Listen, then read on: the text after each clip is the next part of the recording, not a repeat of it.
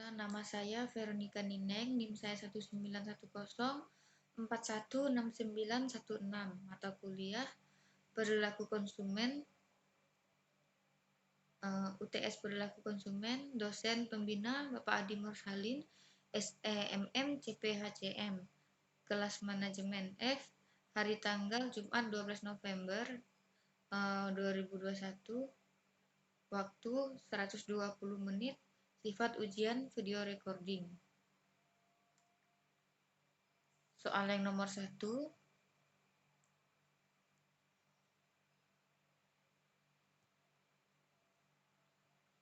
jelaskan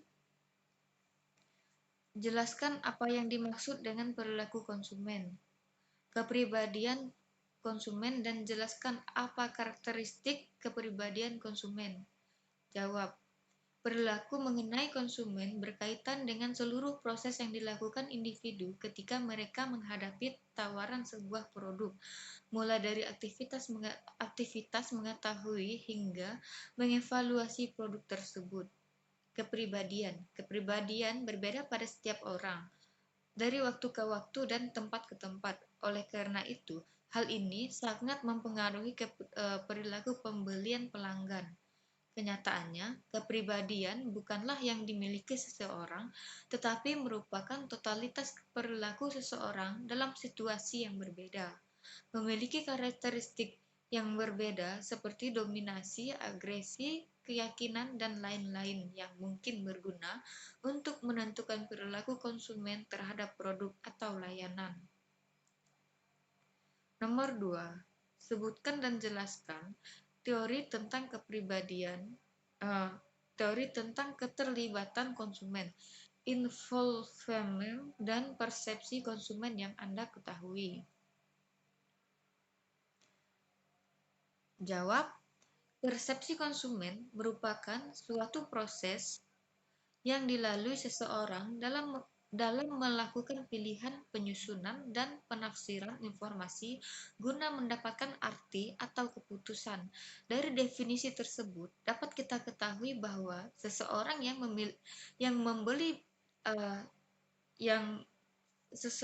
akan membeli dipengaruhi oleh persepsi terhadap situasi yang dihadapinya, sedangkan apa yang dipersepsikan seseorang berbeda dari kenyataan yang ada.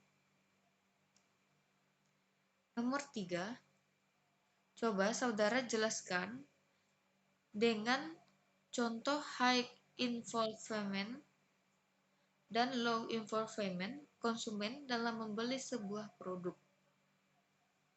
Jawab. Keterlibatan produk terdiri dari dua macam, yakni high involvement dan low involvement.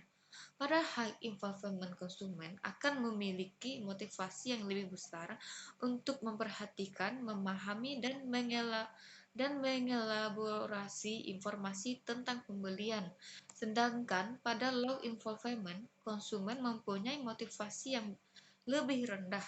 Adapun contoh produk high involvement adalah pembelian rumah dan pembelian telepon cerdas. Sedangkan contoh produk low involvement adalah pembelian garam meja dan pembelian air minum dalam kemasan. Nomor 4.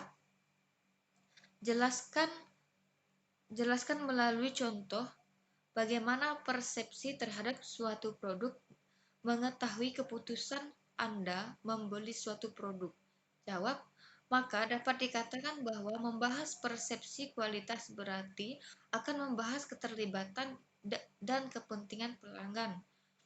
Persepsi kualitas yang tinggi menunjukkan bahwa melalui penggunaan dalam jangka waktu yang panjang, konsumen memperoleh diferensiasi dan superioritas dari merek tersebut. Persepsi kualitas merupakan persepsi para pelanggan. Oleh sebab itu, persepsi kualitas tidak dapat ditetapkan secara objektif. Selain itu, persepsi pelanggan akan melibatkan apa yang penting bagi pelanggan, karena setiap pelanggan memiliki kepentingan yang berbeda-beda terhadap suatu produk atau jasa. Nomor 5. Apa yang dimaksud dengan gaya hidup konsumen? Sebutkan contoh dari pengaruh gaya hidup konsumen dalam membeli suatu produk. Jawab, gaya gaya hidup konsumen adalah ekspresi keluar dari nilai-nilai dan kebutuhan-kebutuhan konsumen. Dalam menggambarkan gaya hidup konsumen, dapat dilihat bagaimana mereka hidup dan mengekspresikan nilai-nilai yang dianutnya untuk memuaskan kebutuhannya. Nomor 6,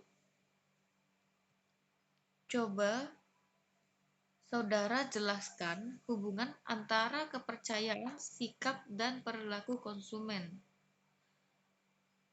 Berikan contohnya. Jawab, kepercayaan. Kepercayaan adalah keadaan di mana kita yakin akan kualitas barang tersebut. Contohnya, ketika kita membeli produk yang sudah terbukti kualitasnya. Sikap. Sikap adalah sebuah tindakan konsumen yang menilai suatu produk. Contohnya, ketika memilih suatu produk, maka konsumen akan melihat harga dan masa kadaluarsa barang. Perilaku. Perilaku adalah suatu tindakan di mana konsumen berkomunikasi dengan produsen. Contohnya adalah tawar-menawar harga. Nomor 7. Coba saudara contoh 3 iklan di TV. Sebutkan 3 iklan tersebut. Setelah Anda menonton ketiga iklan tersebut, apakah Anda mempunyai niat untuk membeli produk-produk yang diiklankan tersebut? Jelaskan jawaban Anda dengan menggunakan teori persepsi kepercayaan, sikap, dan perilaku konsumen. Jawab, iklan yang saya tonton yaitu sabun mandi Dettol, pasta gigi Pepsodent, dan deterjen Daya. Setelah saya menonton iklan tersebut, saya berniat ingin membeli produk yang diiklankan. Teori persepsi. Teori persepsi. Setelah saya melihat iklan tersebut, saya tertarik karena memiliki bentuk yang unik dan menarik dan ukuran yang standar. Teori kepercayaan. Ketika barang tersebut sudah terbukti dan sudah mendapat kepercayaan dari banyak orang. Ketiga, teori sikap. Saya membeli barang tersebut dan memilih mana yang masih layak dan sudah tidak layak digunakan. Lalu teori perilaku. Saya membeli barang tersebut dan menanyakannya apakah masa berlaku barang tersebut masih layak atau sudah tidak layak. Baik, soal yang nomor 8. Coba Anda tunjukkan satu iklan ketiga orang teman Anda di tempat Anda tinggal. Setelah mereka menonton iklan tersebut, tanyakan kepada mereka bagaimana persepsi mereka terhadap produk yang diiklankan. Tanya mereka apakah mereka percaya terhadap produk yang diiklankan tersebut, bagaimana sikap mereka terhadap produk yang diiklankan tersebut, dan apakah mereka mempunyai niat untuk membeli produk yang diiklankan tersebut, dan minta alasan mereka jika berniat untuk membeli atau jika tidak berniat untuk membeli.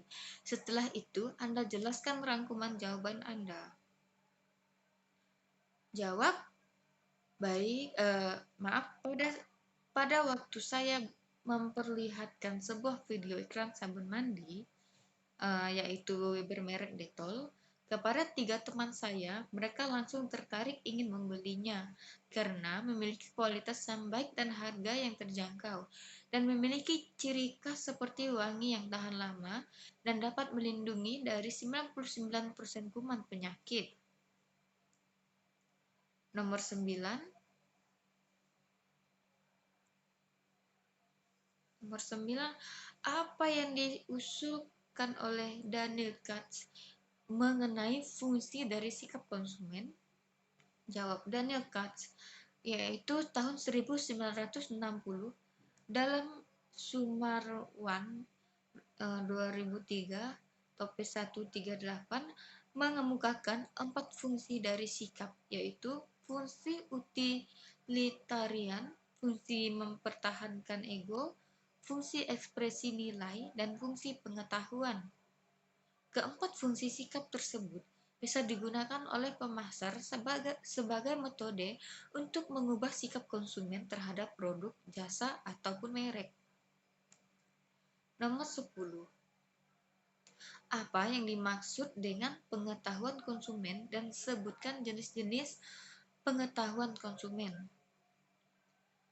Jawab, pengetahuan konsumen adalah sebuah informasi yang dimiliki konsumen mengenai berbagai macam produk dan jasa, serta pengetahuan lainnya yang terkait dengan produk dan jasa tersebut, dan informasi yang berhubungan dengan fungsinya sebagai konsumen. Pengetahuan konsumen ke dalam tiga jenis pengetahuan konsumen ke dalam tiga jenis pengetahuan, yaitu pengetahuan produk, pengetahuan pembelian, dan pengetahuan pemakaian. Nomor 11, coba saudara sebutkan 5 barang yang ada di rumah Anda yang melibatkan high involvement dalam membelinya, dan jelaskan mengapa membeli barang tersebut dengan high involvement. Jawab, seperti laptop, motor, kulkas, televisi, handphone,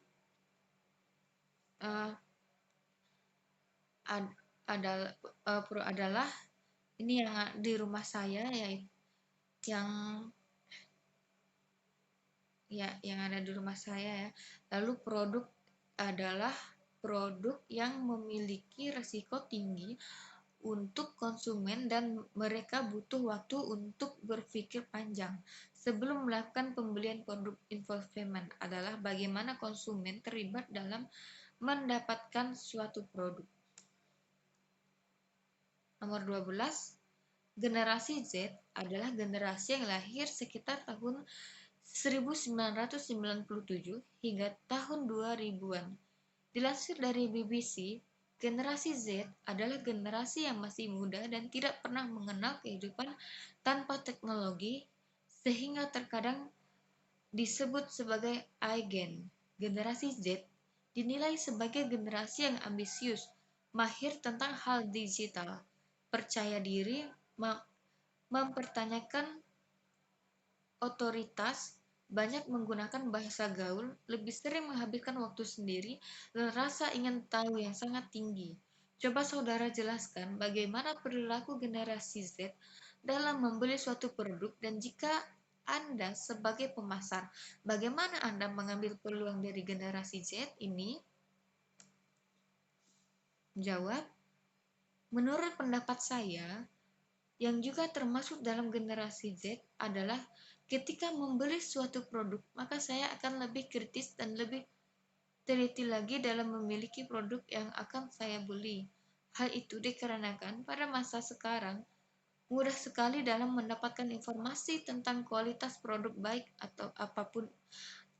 atau apapun itu. Sedangkan untuk peluang pemasaran, maka saya akan memilih untuk memasarkan apa yang paling dibutuhkan oleh anak generasi Z, seperti penjualan kuota internet dan pulsa. Selain itu, saya akan mencoba berjualan pakaian atau aksesoris lainnya dengan menggunakan teknologi digital, seperti contohnya yaitu aplikasi Shopee, Lazada, dan lain-lainnya. Nomor 13.